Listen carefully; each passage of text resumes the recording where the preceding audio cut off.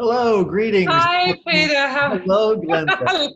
How lovely to see you. You too, and welcome guests to another installment of Active Training in the 21st Century, Global Thank Perspective. you. Again, I'm Peter Zazali, and I'm delighted to be joined today by my dear friend and colleague, Glenda Linscott. Hi, Peter. Hello, everyone. So just a little background on Glenda. She is an exceptionally accomplished actress of stage and screen. She graduated from the National Institute of Dramatic Arts, otherwise known as NIDA. Afterwards, she went and just worked and kept working in the industry. Among other things in her illustrious career, she appeared in a recurring role on the hit series Prisoner, as well as a number of other television programs and films. She is no stranger to the stage, of course. She did a stage version of Prisoner in London and has worked extensively throughout the Australian professional theatre scene, including work at the Sydney Theatre Company, as well as most recently, the Black Swan Theatre in Perth. Right. The national or the State Theatre of Western Australia. And of course, Perth is very important because Glenda in 2015 undertook her current role as head of acting at the Western Australian Academy of Performing Arts, otherwise affectionately known as WAPA. WAPA, yeah. Glenda, it's great to have you. Thank you, Peter, and thank you for that wonderful introduction. I think of whenever somebody asks me to send my CV and I actually get it up, I go, oh, that's right. Oh, that's right. I've done it's a lot. You forget because you just as an actor and as a trainer and director, you just turn up every day to do the work. And then you look back and there's suddenly 30 years behind you and you've done a lot.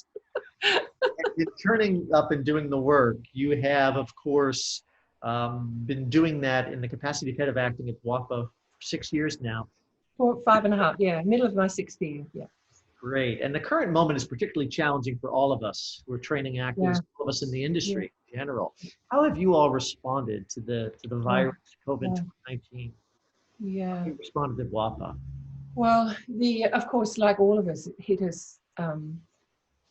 It was a devastating blow, and when it hit us in Perth, we were just about to go into production week for all our theatre productions. So it was Hamlet, The Cherry Orchard, Mamma Mia, the dance program. Every major production across WAPA was about to go into the theatre and open within 6 days. So it was utterly devastating to walk into those rehearsal rooms and tell the cast and crew that they had to stop. So at the beginning of our COVID journey started with a tremendous shock, and all our students and staff included went into a deep grief, like we all did. And then there was fear about what was going to happen. So there was an enormous free fall for that first 2 or 3 weeks while we were all just going, let's just get a handle on what it is and what actually is the fallout going to be and the impact. So long story short, we decided that we had to learn quickly how to take a conservatoire training program online. And the very first thing we said to everyone was, of course, we're not going to compromise your training. Of course, you cannot do an embodied practice conservatoire training in any performing arts through a computer screen. But what we can do is keep engaging with the practice, keep connected, hold ourselves together through this time, and learn quickly how Zoom became our new best friend, and we were racing off to learn how to do that. And I'm a sort of technological Luddite, and I learned really quickly how to use technology and all these platforms within days. And we worked super hard it took us about 2 or 3 weeks, and we basically brought forward anything that we could deliver on Zoom. So any academic subject or anything like acting for camera, which we could do more effectively on Zoom. All of the voice stuff. The hardest thing to put on Zoom, as all our colleagues around the world have said, is movement and the embodied acting practice. So, but we have this incredible head of movement, Sam Chester, who devised every single day a new way to keep our students moving. So we did conditioning and yoga and things like that. But she worked with viewpoints through all 3 year levels and got all our students who'd gone off to various states to be with their family in lockdown. And they'd take their iPhones and they'd go out into the world or into the bush and they'd create these little provocations. She would set them every day. And in fact, with the 3rd year, she created a film to honour Mary Overley, who actually in fact passed away. a few weeks ago. And so it was just stunning to watch how students, because they're so much more savvy than we are, responded quickly to the technology, and Zoom, the lens, actually became like another viewpoint. And so they were working with the frame, with, you know, the space in the frame, even the camera. Like there was one beautiful one where we have a lot of students from lots of different diverse cultural backgrounds, and they used their skin color. They went like this, and they had all these different colors on the screen, and so their own skin was coming through. And it was just, you know, things like that were just so incredibly moving, how you can't put down that creative spirit. And once you accept it and you go, okay, let's show up, let's see what we can do with what we've got, my God, they just start flourishing. So, and in the end, in the last week, we had a little mini Zoom festival. So every year level created something for performance. So the first years did their political speeches and their contemporary scene study. The second years did 3 one-act plays, contemporary one-act plays. So we went, oh goodness, we can't do Life of Galileo, which is what we were going to do with them. That's too hard to do on Zoom. So we split them into 3 groups and gave them a play each and said, you guys drive it. You've got 7 weeks. You figure out how you want to do it. And that wonderful director, Will O'Mahony, actually worked like a consultant between the 3 of them, and they produced the most exceptional and inventive and wildly inventive stuff. And second year, so it doesn't matter, it didn't need to be perfect. It was just an experience of showing up with how they could work together and be with this material. And they worked with our wonderful accent and dialect coach, Luzita, and they all worked with Estuary London. They did the London accent. So they had, pedagogically, they had a really rich time as well. But the third years did an exceptional online production of Alive the Mind by Sam Shepard. And they worked with a director in Sydney. And we had actors across 3 time zones in Australia. And they rehearsed with her for 7 weeks.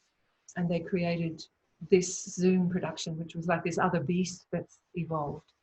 And the work in terms of inhabiting character, dealing deeply with the play, especially in the context of, you know, lots of conversation around what's happening in America at the moment, and that kind of masculine impulse and leadership sort of failure was very interesting for them to actually engage with that. And I was super proud of them. They did an exceptional job. And so what an achievement in just 7 weeks. So that's what we did. And so now we're going to go into second semester, where all of the scene studies and showings like the Shakespeare and the Chekhov project and all the productions are basically going to go back to back for the next 6 months. So it's going to be a hell of a ride. It has, obviously, but you've all responded to it in such a positive and productive way. How in the rehearsing, whether it's one of Sam's viewpoint provocations or constructing a Zoom production, such as you did with the Sam Shepard, Alive of the Mind, how do you get the actors to interact with each other in ways that still account for listening and responding, remaining truthful in the moment, in concert with an ensemble? How do you get away from the remote divide that inherently comes with working through Zoom? Look, the first problem was, or challenge I should say, was getting student actors to feel comfortable rehearsing and performing on their own in their bedrooms or in their lounge rooms, because, you know, it's developing the discipline where you can separate your personal life with your work life. And as we kept saying, look, when you graduate from WAP or any drama school, this is what your life is going to be. You're going to get a screen test, you're going to get an audition for a play, you're going to develop new work, and you'll be on your own. And in a way, Zoom has given us this incredible gift where we can start. I wish I'd had it when I was a young actor. It would have saved me a fortune in studio rentals, because I could have done all the dramaturgy like this, you know, for the first 2 weeks. And then, you know, so it was getting people to grow the confidence to actually stand up in their private space with maybe their mum next door or their flatmates and do the work. So that was a growing their self-confidence. Once they did that and they started to activate their imaginations and allow themselves to become absorbed in the moment, Zoom, we found, gave actors an opportunity to work at a sort of intimate level, like this conversation we're having now, which was not better, but just different from how it is in the room. We found that it was really difficult to do large cast things. It was much more successful to do scene studies or small cast plays, because if you've got more than 6 faces on the Zoom, it was too difficult. And I think that the third answer to what you've asked is that we just had to accept that it's just not the same as being in the room, and you cannot get that that sort of interpersonal, that quality of that nuance, and that, you know, theatre thrives on that space in between people and that liminal expression between what you're creating together. So that was absent, but it was just being willing to say, this is just for now. This is just this time we're living through. Remember there's a pandemic. Remember that we're keeping people safe. This is about saving lives. This is bigger than all of us. So with a little bit of accepting some of the limitations of the situation, and being willing to show up and have that conversation or that practice with your scene partner via Zoom, I found my students still got a really deep experience out of it. Yeah, it's inspiring to hear you speak about it. I mean, yes, of course, the results aren't perfect, but in many ways, it seems like the approach of you and your colleagues and students has been pretty close to perfect in engaging it. Well, yeah.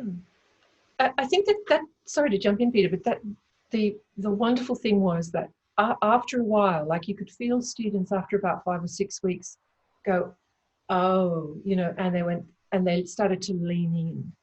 It was like, you know, there was shock and resistance and mourning what was. Once everyone accepted that that's gone, and they started to lean in, there was a real kind of sea change in optimism and intrigue and interest and acceptance. Also, there was so much available online. Like, you know, theatre companies were putting stuff free online. You know, watching Alec Baldwin came in and did a online reading of another play called Orphans with a theatre, a sort of independent theatre company in Melbourne. So one actor in Sydney, one in Melbourne, and Alec Baldwin in New York. Stunning, you know. And so if these guys can show up and do it, if the cast of Hamilton can do it together for a little girl who didn't get to see her performance, like there was in Australia, we had the music industry created this Isolate Festival, which every weekend from midday, singers would do 20 minutes on Instagram from their living room. So it's like everyone was doing it, and so our actors just got inspired to go, let's make this medium work for us. And inspiring indeed as this is, where do you see the next steps being in terms of actor training, and particularly in Australia and relative to the industry in Australia, in the near term and perhaps even thereafter, when hopefully, for many reasons, we return to some semblance of normalcy on the other side of this pandemic? What does the future look like? Well, normal is such an interesting word, isn't it? What is normal? I mean, I think it's not just COVID that we're going through, but it's all of it's Black Lives Matter, it's #MeToo. Like, there is such an incredible shift in our humanity at this point in time that I don't think we are ever going to go back to how it was. You know, it's going to be different. And I think one of, like, anybody who's been through change, I feel like everything is up in the air, and we've got a gift of a moment to go, do I really want it to go back to like that? Or can I find a more creative way to make it work better for everyone? And that's not just how we deliver training, but it's how do we bring ourselves as human beings to this craft? How do we address those endemic and systemic problems like racism, sexism? How do we deal with the big philosophical debates like treaty and reconciliation and all of that? And I feel like because of Black Lives Matter and COVID, and before that #MeToo, the debate is really speeding up. I don't know if other colleagues feel the same. So I think that the experience of going through COVID has really allowed us the opportunity to deeply question what it is that we are teaching our students to be like. And if we want our students to reach their potential as artists and to be the artists that are going to be our future and be the change that we want to see, how do we actually serve that right now?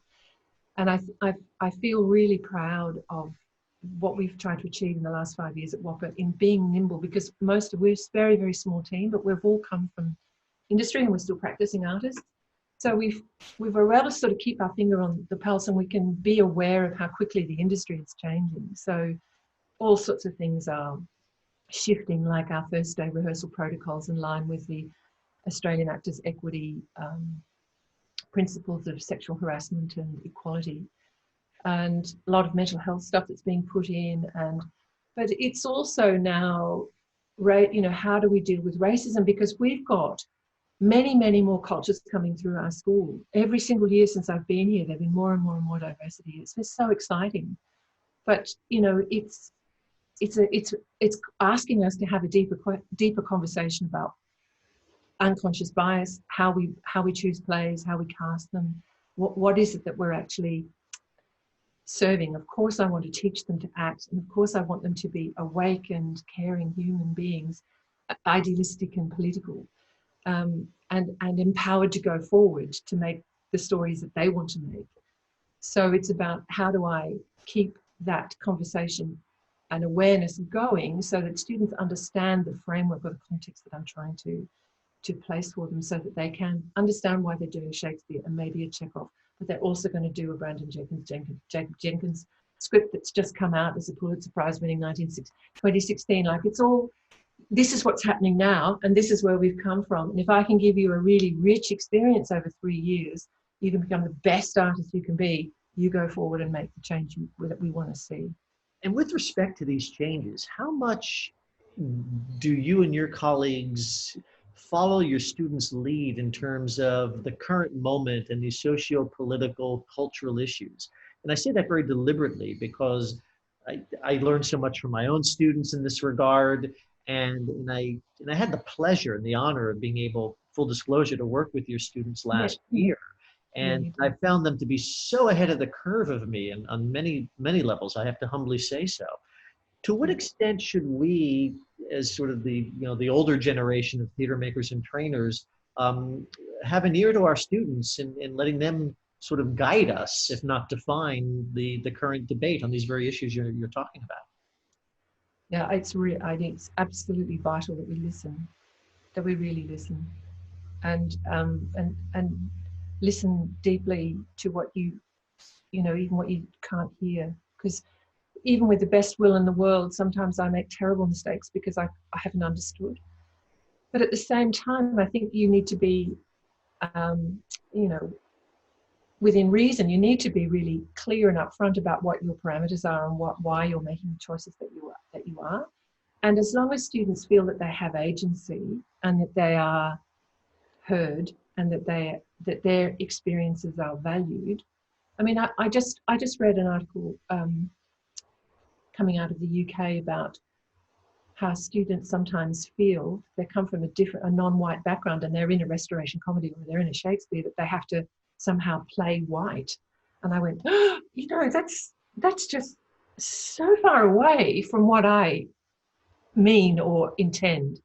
But it just occurred to me that there may be students in my care that might think that that's what we want, and that in order to be successful, that they have to somehow not be who they are. And it's the exact opposite, you know. So I've got to be really careful that I make that clear, that you know, they use this term colorblind casting, but it's like the decisions we make for the students that we've got are determined by where they are in their training and what the next challenge would be, right, to develop their artistry.